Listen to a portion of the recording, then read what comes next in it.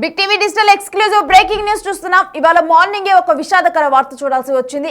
పల్నాడు జిల్లాలో ఒక రోడ్డు ప్రమాద ఘటన చోటు చేసుకుంది. అయితే బస్సు ఫిట్నెస్ లోపం వల్ల ఈ ప్రమాద ఘటన చోటు చేసుకుంది. మనం చూస్తున్నాం కదా విజువల్స్ లో, అదే బస్సు అయితే పల్నాడు జిల్లా కోటప్పకొండ దగ్గర అయితే ఈ బస్సు బోల్తా పడిన ఘటన చోటు చేసుకుంది. దీంట్లో అదే టైంలో దాంట్లో 40 మంది ప్రయాణికులు కూడా గాయపడటం అనేది జరిగింది. బస్సు కంప్లీట్ గా కూడా ఒక సైడ్ కు పడిపోయి బోల్తా పడిన ఘటన చూస్తున్నాం కదా. టైర్స్ మొత్తం కూడా ఏ విధంగా పక్కకు ట్విస్ట్ అయిపోయి ఉన్నాయో, బస్సు ఏ సిచ్యువేషన్లో ఉందో క్రేన్ల సహాయంతోనైతే దాన్ని అక్కడ నుంచి తొలగించే ప్రయత్నం కొనసాగించారు. అయితే చిలకలూరుపేట, నరసరావుపేట ఆసుపత్రులకు అయితే ప్రజెంట్ ఆ 40 మంది ఎవరైతే గాయపడ్డారో వారందరినీ కూడా అక్కడికి తరలించడం జరిగింది. అయితే వీరందరూ కూడా గన్నవరంలోని హైందవ శంఖారావంకు వెళ్ళి వస్తుండగా ఈ ప్రమాద ఘటన చోటు చేసుకుంది. ప్రకాశం జిల్లా తుర్లపాడు, మార్కాపురం వాసులుగానైతే వీరు గుర్తించారు. అయితే ఈ 40 మంది కూడా తుర్లపాడు, అదేవిధంగా తర్లుపాడు, మార్కాపురం వాసులు వాళ్ళందరూ కూడా. అయితే ఈ ఘటన అసలు ఎలా చోటు చేసుకుందంటే బస్ ఫిట్నెస్ లోపం. బస్ ఫిట్నెస్ లోపం అంటే బస్సులో ఏ లోపం తలెత్తిందంటే డ్రైవ్ చేస్తుండగా జనరల్గా స్టీరింగే బస్సును కంట్రోల్ చేయడానికి కానీ, ఎటువైపు మలపాలన్నా కానీ, రైట్ లెఫ్ట్ తీసుకోవాలన్నా కానీ కంట్రోల్ చేయడానికి స్టీరింగే ఫస్ట్ థింగ్, అదే డ్రైవర్ హ్యాండ్లో ఉండేది. అయితే ప్రజెంట్ ఆ స్టీరింగ్ అయితే ఊడిపోయి పక్కన పడిపోయింది. అయితే ఆ స్టీరింగ్ ఊడిపోవడంతో కూడా బస్సు ఒక్కసారిగా అదుపు తప్పింది. మనం చూస్తున్నాం Kamala group of educational institutes. So ఇది ఒక ఎడ్యుకేషనల్ ఇన్స్టిట్యూట్స్కి సంబంధించిన బస్సు. నిన్న ఆదివారం కావడంతో ఆదివారం టైంలో జనరల్గా కూడా కాలేజెస్ కానీ స్కూల్స్ కానీ సెలవులు ఉంటాయి కాబట్టి ఆ టైంలో ఈ విధంగా ప్రైవేట్ బస్సులు, ఈ విధంగా కాలేజ్ బస్సులు కానీ వీటిని కొంతమంది రెంట్కి ఇస్తూ ఉంటారు, లేకపోతే డ్రైవర్లు ఆ బస్సుల్ని ఇలా ప్రైవేట్గా తిప్పుతూ ఉంటారు. అయితే ఇలా ప్రైవేట్గానే వాళ్ళు బుక్ చేసుకున్నట్లుగా కూడా మనకి ఆ బస్సు పరిస్థితి చూస్తే అర్థమవుతుంది. ఎందుకంటే అది నార్మల్గా ఆర్టీసీ బస్సు కానీ ఇలా ట్రావెల్స్ బస్సు కానీ కాదు, అది ఒక కాలేజ్కి సంబంధించిన బస్సు. సో ప్రైవేట్గా వాళ్ళు హైర్ చేసుకున్నారు. ప్రైవేట్గా హైర్ చేసుకొని ఎవరైతే తర్లుపాడు, అదేవిధంగా మార్కాపురంకు చెందిన వాళ్ళు ఉన్నారు, వీరందరూ కూడా గన్నవరంలోని హైందవ శంఖారావంకు వెళ్ళి వస్తూ ఉండగా కూడా ఒక్కసారిగా కూడా డ్రైవ్ చేస్తూ ఉన్నప్పుడు ఆ స్టీరింగ్ ఊడిపోయింది. అంటే బస్సులో అది క్లియర్గా ఫిట్నెస్ లోపం. ఒకవేళ కనుక ఇమాజిన్ దాంట్లో స్కూల్ పిల్లలు కానీ ఆ ఎడ్యుకేషన్ ఆ ఇన్స్టిట్యూషన్స్కి సంబంధించిన పిల్లలు ఉండి అనుకోని ఘటన ఏదైనా జరిగితే, ప్రజెంట్ జరిగిన ఘటన కూడా చాలా బాధాకరం. 40 మంది గాయపడ్డారు. ప్రజెంట్ వాళ్ళందరూ చికిత్స అందిస్తున్నారు. అయితే వాళ్ళ పరిస్థితి ఏ విధంగా ఉంది ఇదంతా కూడా అసలు కనుక్కుందాం ఒకసారి. మా ప్రతినిధి సాయి శంకర్ని అడిగి తెలుసుకుందాం. సాయి శంకర్, అసలు ప్రస్తుతం గాయపడిన వారి పరిస్థితి ఏంటి?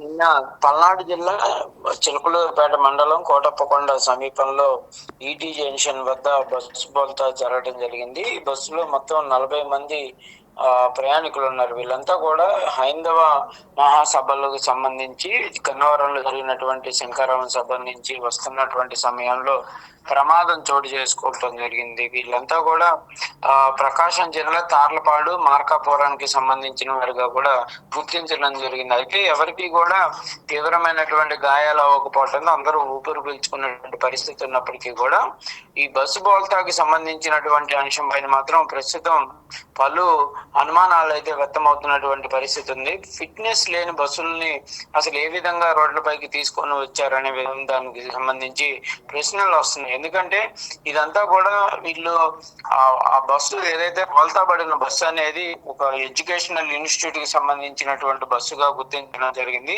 ప్రతిరోజు కూడా విద్యార్థుల్ని ట్రాన్స్పోర్ట్ చేసేటటువంటి బస్సు ఒక్క స్టీరింగ్ అనేది ఊడిపోవటంతో, అంటే ఇరిగిపోయినట్లు కూడా ప్రత్యక్షంగా ఆ ప్రమాదంలో గురైనటువంటి వాళ్ళు చెప్తున్నారు.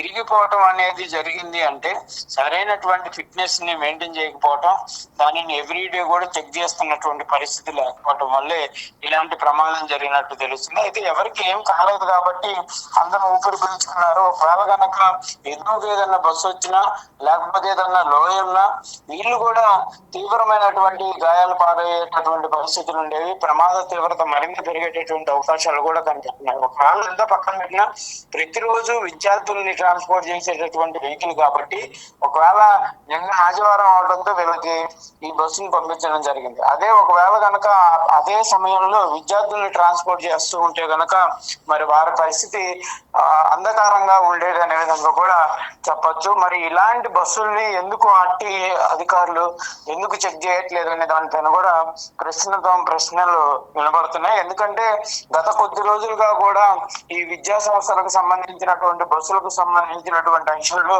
కొన్ని ప్రమాదాలు జరుగుతున్నాయి. ఎప్పటికప్పుడు కూడా మేము చెక్ చేస్తున్నాం అని అధికారులు చెప్తున్నా కూడా వాళ్ళ ఒక నిర్లక్ష్యం అనేది క్లియర్ గా కనబడుతున్నటువంటి పరిస్థితులు అయితే క్లియర్ గా అర్థమవుతున్నటువంటి పరిస్థితి ఉంది. ప్రతిరోజు కనుక చెక్ చేసేటటువంటి అంటే మామూలు బస్సులను చెక్ చేయకపోయినా కంపల్సరిగా విద్యాశాఖ సంబంధించినటువంటి బస్సులను కంపల్సరిగా రెగ్యులర్ గా చెక్ చేయాల్సినటువంటి అవసరం అయితే ఉందంటానికి కూడా నిన్న జరిగినటువంటి బస్ ప్రమాదం అనేది క్లియర్ గా అర్థమవుతుంది. మరి అధికారులు ఇప్పటికైనా ఈ విద్యా సంస్థలకు సంబంధించినటువంటి బస్సుల ఫిట్నెస్ పైన దృష్టి పెడతారా, లేకపోతే ఎప్పటిలాగే నిర్లక్ష్యంగా ఉంటారా అనేది చూడాల్సినటువంటి పరిస్థితులు కనిపిస్తున్నాయి. Right, thanks for the details Sai Shankar. So చూస్తూ ఉన్నాం కదా, నిన్న ఆదివారం కావడంతో కమల విద్యా సంస్థలు ఇన్స్టిట్యూట్స్ ఏవైతే ఉన్నాయో గ్రూప్ ఆఫ్ ఇన్స్టిట్యూట్స్ ఆ బస్సులకు సంబంధించి కూడా వాటిలో ఒక బస్సునైతే వీళ్ళందరూ కూడా హైందవపురంలో గన్నవరం హైందవపురంలో జరుగుతున్న మహాసభలకు హాజరవ్వటానికి ఇటు తర్లుపాడు అదేవిధంగా వీరందరూ కూడా అక్కడికి వెళ్ళటం జరిగింది. అయితే ఆ గ్రామస్తులు తర్లుపాడు మార్కాపురం గ్రామస్తులు అక్కడికి వెళ్ళి వస్తూ ఉండగా కూడా ఈ ఘటన చోటు చేసుకుంది. జనరల్గా అసలు bus fitness it comes to RTC or private buses schools or colleges ఎప్పుడు కూడా బస్ ఫిట్నెస్ను చెక్ చేసుకుంటూ ఉండాలి. అండ్ నార్మల్గా చూస్తే ఈ స్కూల్స్ కానీ కాలేజెస్ కానీ యాజమాన్యాలకి సంబంధించిన బస్ ఫిట్నెస్ అనేది డైలీ కూడా చెక్ చేసుకోవాలి. ఎందుకంటే గతంలో కూడా జరిగిన ఘటనలు అనేకం చూసాము. ఆ టైంలో కూడా ఇటు చాలా సీరియస్ అయ్యి ఇటు దానికి సంబంధించిన గవర్నమెంట్ కూడా చాలా సీరియస్ అయ్యి డెఫినెట్గా కూడా విద్యాశాఖల్లో యూజ్ చేసే బస్సెస్ ఏవైతే ఉన్నాయో అవి ప్రతిరోజు కూడా ఫిట్నెస్ చెక్ చేసుకోవాలని చెప్పారు. అండ్ ఈరోజు మనం చూస్తున్నాం కదా ఈ ఘటన జరిగింది. ఒకవేళ ఇదే ఘటన కనుక విద్యార్థులు ఉన్న టైంలో జరిగితే అండ్ అది కూడా విద్యా సంస్థలు అంటే డెఫినెట్గా కూడా మార్నింగ్ 9 ఆ టైం అప్పుడు ఎక్కువగా కూడా రద్దీ ఉన్న రోడ్ల మీద ఉంటుంది బస్సు.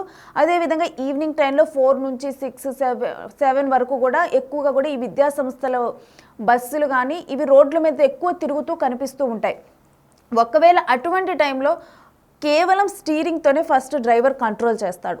మరి ఆ స్టీరింగే వెళ్ళిపోతే అప్పుడు డ్రైవర్ సిచ్యువేషన్ ఏంటి, డైరెక్ట్గా వెళ్ళి వేరే వెహికల్కి గుద్ది ఉంటే ఒకవేళ కనుక అప్పుడు స్టూడెంట్స్ ఉండి మార్నింగ్ కనుక ఈ ఘటన జరిగితే స్టీరింగ్ ఊడిపోయిన తర్వాత డైరెక్ట్గా వెళ్ళి వేరే వెహికల్స్ని గుద్ది ఉంటే అప్పుడు ఎంత పెను ప్రమాదం చోటు చేసుకునేది. పెను ప్రమాదం నుంచి తప్పిపోయింది. ఎందుకంటే ప్రజెంట్ ఆ 40 మంది కూడా తీవ్ర గాయాలైతే అవ్వలేదు. ఒకవేళ కనుక ఇదే ఘటన ఎందుకంటే ఇప్పుడు ఫిట్నెస్ చెక్ చేయలేదు డెఫినెట్గా కూడా అంటే ఒక స్టీరింగ్ ఊడిపోయే సిచ్యువేషన్ వచ్చిందంటే ఆ బస్సు ఫిట్నెస్ ఏ రేంజ్లో ఉందనేది అర్థం చేసుకోవచ్చు. ఏదైనా టెక్నికల్ ఇష్యూ ఇది రావటం డిఫరెంట్, కానీ స్టీరింగే ఊడిపోయిందంటే ఆ బస్సు పరిస్థితి అనేది కూడా అర్థమవుతుంది. ఒకవేళ కనుక ఇదే ఘటన మార్నింగ్ చేసుకొని ఉంటే పెను ప్రమాదం అయితే జరిగేది. వేరే వెహికల్స్ అసలు దీంతో సంబంధం లేని వాళ్ళు కూడా గాయపడే వాళ్ళు. డెఫినెట్గా కూడా ఇదొక ఉదాహరణ. డిజిటల్ ఎక్స్క్లూజివ్గా చూస్తున్నాం. ఈ ఘటన ఒక ఉదాహరణ.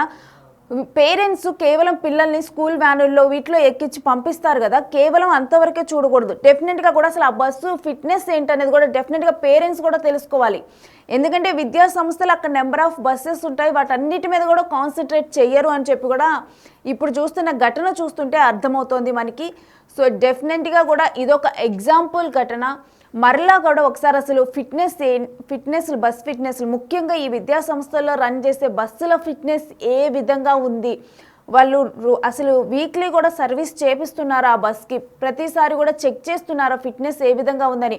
ఎందుకంటే బంగారు భవిష్యత్తున్న ఎంతోమంది విద్యార్థులు ఆ బస్సులో ట్రావెల్ చేస్తూ ఉంటారు, యువత. సో అటువంటి టైంలో డెఫినెట్గా కూడా చాలా కేర్ఫుల్గా ఉండాలి. అంటే లక్షలు పోసి మరి ఈ బస్సులో ఎక్కుతారు, ఆ కాలేజీల్లో జాయిన్ అవుతారు. సో డెఫినెట్గా కూడా దాంట్లో జాగ్రత్త వహించాల్సిన అవసరం అయితే ఉంది.